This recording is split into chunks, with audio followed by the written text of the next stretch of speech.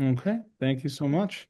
Should we move to motion to approve the May 28th, 2026 Board of Commissioners meeting minutes? Anybody with a motion? I make a motion. Thank you. Moved. Is there a second? Second. Thank you. Moved and seconded. All in favor of approving the minutes, say aye. Aye. Aye. Aye. Okay. Any opposed? Any abstentions? All right, that motion passes. Thank you so much. Uh, Activity report. Let's see. Thank you. Good morning. Can you hear me? Yes. Yes. Yeah, morning. Great. So over 150 nationwide PHA, ED staff and various national city development teams attended the National Community Development Association Conference. They visited the Bedford Choice location. The visit included a discussion and presentation along with a tour of the HACP Reimagining Affordable Housing Communities and Affordable Housing Opportunities for Residents of the City of Pittsburgh. Mayor Corey O'Connor, Councilman Wilson, the Northview Heights Senior Tenant Council leadership, and Commissioner Valerie McDonald Roberts joined the HACP for a Remember the Time event featuring a memorabilia time capsule that was buried in the ground at the construction site of the new Northview Heights mid-rise. The capsule will be unearthed about 50 years from now.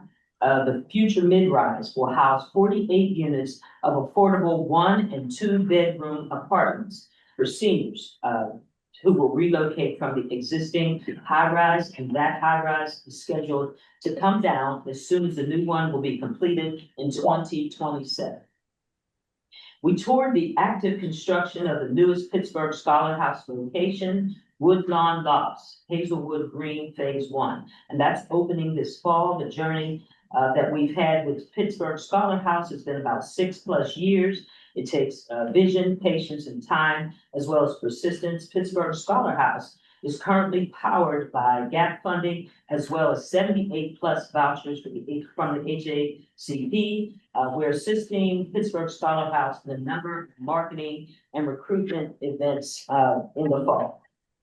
Ebenezer Outreach Ministries, EOM, in partnership with CBS, is the big one, and the HACP celebrated the graduation of cohort number 32 from the Pharmacy Technician Workforce Program.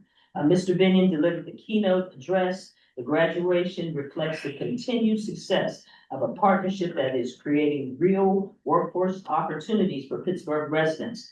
The 3-year collaboration with CBS, HACP, and EOM have helped over 220 students graduate with an 80% employment rate. The partnership between CBS, the HACP, and Ebenezer Outreach Ministries have helped over 220 students graduate with an 80% employment statistic. So 80% of those 220 folks who have graduated are currently employed either at CBS or other partners that they connect the residents with. The partners created this resident training pathway, and that helped equip residents with skills for employment and long-term career growth. EOM has also launched their Summer Learn and Earn program, and that was made possible through the collaborative efforts of the HACP, McCauley Ministries, CBS Health, United Way, and Partners for Work. The HACP Resident Sustainability Manager Lloyd Wilson Jr. was one of 3 area leaders recognized at EOM, that's Ebenezer Outreach Ministries, Ebenezer Baptist Church, for contributions towards social justice. Mr. Wilson was recognized for connecting residents with life-changing career opportunities, working with CBS and Ebenezer Outreach Ministries. And a shout out to our newest partner in health. That's Metro Community Health Center. And so we just can't wait to tell you more about our collaboration, the creative healthcare, dental care, healthy food rollouts, and workforce initiatives for youth and adults, as well as violence prevention and education through Metro Community Health Center. These ideas are in lockstep with the vision of the DHS Secretary Val Arcouche, and she says prescribing health and food is really good medicine. And finally, closing out, the Cheryl Ganey Wellness Center gets the spotlight with the Allegheny Dwellings Out of School Time Program, Long-Term Fitness, and their coach, Myra Lee. Miss Lee is a former resident of Allegheny Dwelling. She has a bachelor's degree in learning and a minor in psychology from Carlo University, and she is pouring education, physical fitness, mental health, and inspiration into the lives of the young residents from Allegheny Dwellings.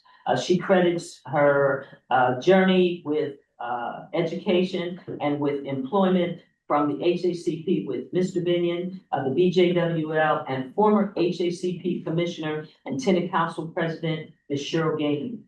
They were all mentors and game changers in my life. The Wellness Center is co-sponsored in part by Clean Slate E3 and Highmark Whole Care Funds. What questions do you have? Any questions from the board? None for me. Thank you. Okay. No, thank you so much for that report.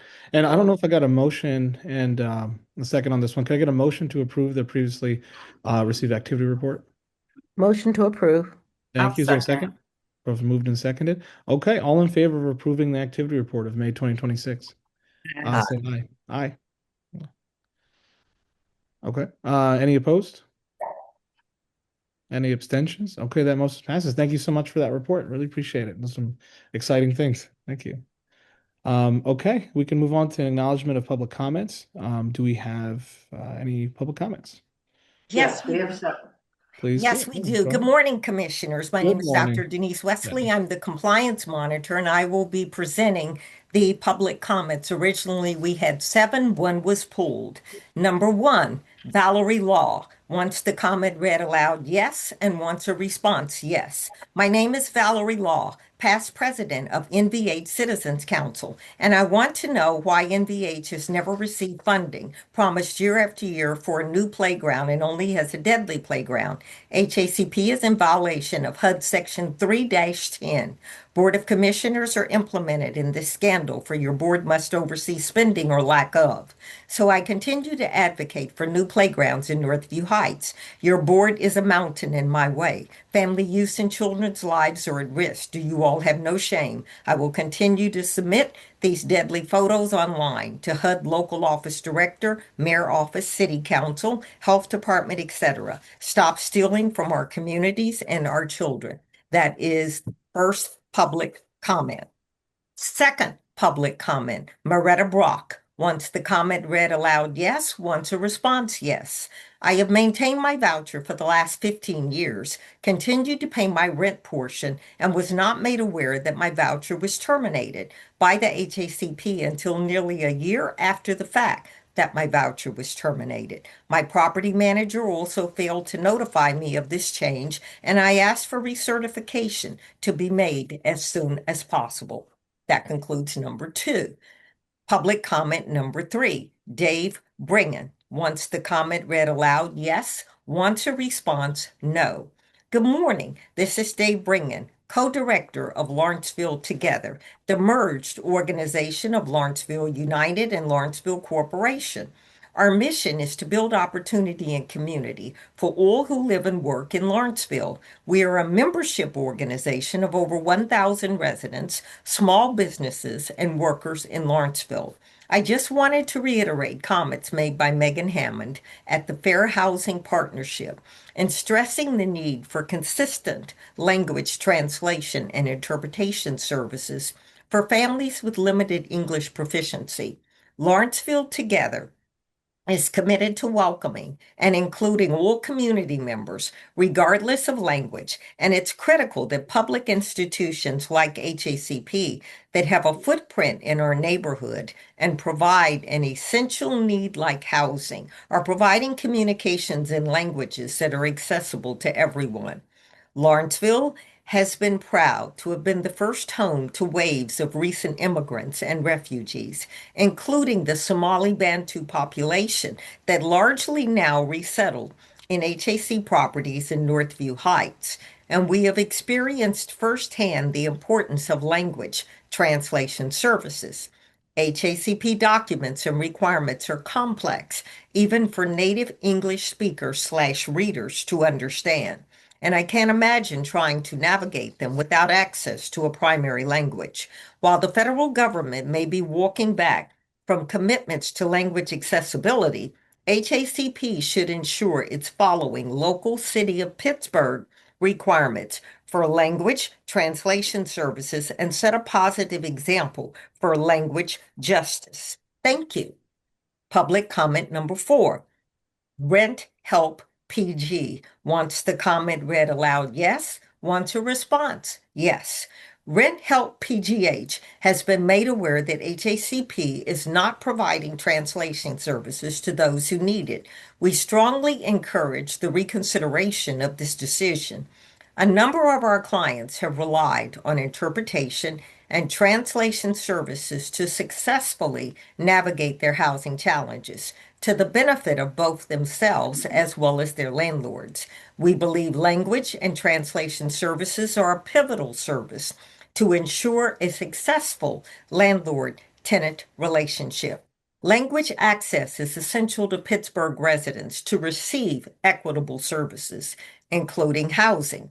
Our neighbors who are learning English rely upon language and translation services to achieve successful and stable housing outcomes. Denying access to language and translation services will significantly impact the residents' ability to thrive within our city. We request that HACP provides language translation to comply with Pittsburgh City Code and to do so without using federal funds such as the revenue generated by interest. Public comment number 5. Ann Paluca wants the comment read aloud, yes. Wants a response, yes. My name is Ann Paluca. I am a staff attorney at the Community Justice Project. We're a nonprofit civil rights law firm and part of the Pennsylvania Legal Aid Network. Improving access to government services for non-English speakers has been a focus area for our firm and our clients for years. In a diverse city like Pittsburgh, translation services are essential for individuals and families to access the resources they need. Pittsburghers are fortunate that protections for preferred language are included in our city's non-discrimination ordinance. We recently learned from a client that HACP is no longer providing translation services as a result of HUD guidance. What is the specific federal directive that led to this policy change? If the prohibition on translation is tied to federal funding, does HACP have other funding sources that can be used to continue providing this service?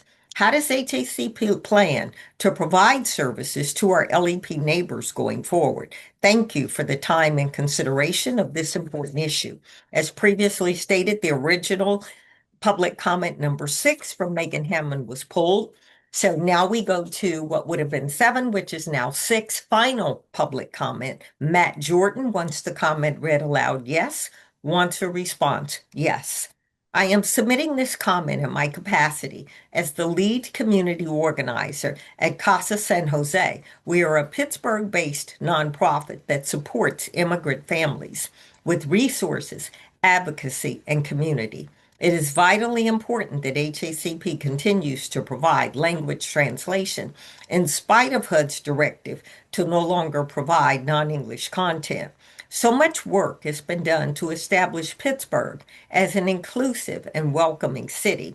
We cannot allow the federal government's funding restrictions to impact the way we treat vulnerable people. As an organization committed to helping immigrants find their way in this city, we see language access as the first barrier of entry. It is imperative that we remain committed to improving language access. We cannot afford to take it away from people. That concludes the public comments. Okay. Thank you so much. Director Benny, anything you want to mention now or before we take these and try to get responses to folks as soon as possible? Miss at this time, first one regarding the playground equipment, we processing that information right now. We are interacting with the community. And the rest of them, we will respond to those later. Okay, thank you. Okay, appreciate it. Let's move on to resolution number 45 of 2026. Resolution number 45 of 2026, a resolution extending the term of Castor D. Binion as Executive Director of the Housing Authority of the City of Pittsburgh for 3 months. Whereas the amended and restated bylaws of the Housing Authority of the City of Pittsburgh, HACP, are referred to as the Authority, govern the operation of the Board of Commissioners Board and the Board's appointment of the Executive Director, and now, therefore, be it resolved by the Board of Commissioners of the Housing Authority of the City of Pittsburgh, Section 1, pursuant to Section 2 of the Fifth Amended Employment Agreement, effective February 26, 2026 agreement between the authority and Mr. Binion, the Board hereby exercises its option to renew and extend the agreement for an additional 3 months pursuant to the terms and conditions set forth in the agreement. That concludes the resolution. Thank you so much. Is there a motion to approve resolution number 45? So moves. To approve. Perfect. Is there a second? Second. Okay, thank you, so moved and seconded. Any discussion on this one? Dr. Woods? Dr. Woods, yeah. Good morning, everyone. Morning. And so thank you, Mr. Binion, Mr. Chair, commissioners, staff, and attendees. This resolution, quite frankly, and very plainly, is a result of a mutual agreement between the Executive Director, Castor D. Binion, and our Board of Directors to exercise the option that is included in the Fifth Amended Employment Agreement to extend the Fifth Amended Employment Agreement for another 3 months, which would take the extended agreement to September 30th, 2026. What questions do you have? No questions from me. Any questions from the board? No, I don't have any questions. Okay. All right. Well, hearing no questions, thank you so much. All in favor of approving resolution number 45, say aye. Aye. Aye. Aye. Aye. Okay. Approved. Any opposed? Any abstentions? Okay, that resolution passes. Thank you so much. Thank you. Perfect. Okay, moving on to the executive report. Okay, good morning. Thank you for passing this resolution, and it will give us opportunity to finish up some business. We will continue to have a great impact in the community and, with our residents and our partners in the city of Pittsburgh regarding affordable housing. And we will continue to work hard with the board on your guidance, work with residents, especially the staff with their hard work.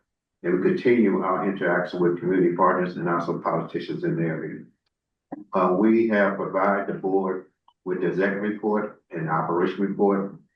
And with that, I'm just going to say that we will continue to use our imagination to improve affordable housing in the city of Pittsburgh and uplift residents with our incredible programs that we have.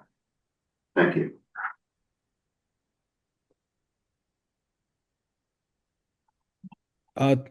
Sorry, I was muted. Thank you so much. I appreciate it. Is there any new business for today? I do have a point of new business. Yeah.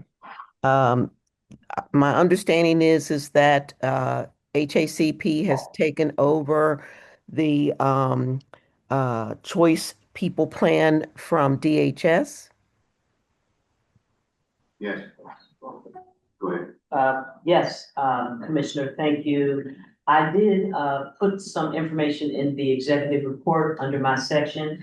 I could just let everybody know that there are several pillars as it relates to choice. One is the people plan. When we applied for the choice grant, we listed DHS as a provider for the people plan. Out of the $50 million that we get, about 7% of that is the people plan. That's about $7.5 million over 7 years. We received word mid-March from DHS that they could no longer execute that part of the plan. and that they thought that it would be well served for the HACP to take it over. We were thinking the same thing, but we were talking internally about doing something in 2027, and we also meet with HUD every month. So they were also, in lockstep with us and our thoughts. So we did go to Mr. Binion. We talked about the execution of what we would do. Mr. Binion was supportive. I want to shout out to our HR department as well as legal, finance, everybody, even modern development.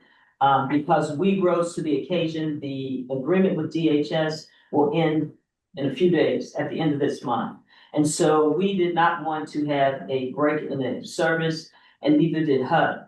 So what we did, we put together a proposal. We had to send it to HUD. We had to talk to HUD to get approval all the way up the food chain. When you make a change for choice, you need to get approval from everybody in Washington, D.C. Believe it or not, when we talked to HUD, they were very supportive of what we thought. They looked at our proposal. They asked us if Mr. Binion was okay with it. They thought that we should have done it a long time ago. So DHS said, we're having some internal issues. I think everybody knows they had a change of leadership, and when that happens abruptly, they said it was going to be a year before they would get their feet, underground, and we couldn't wait a year.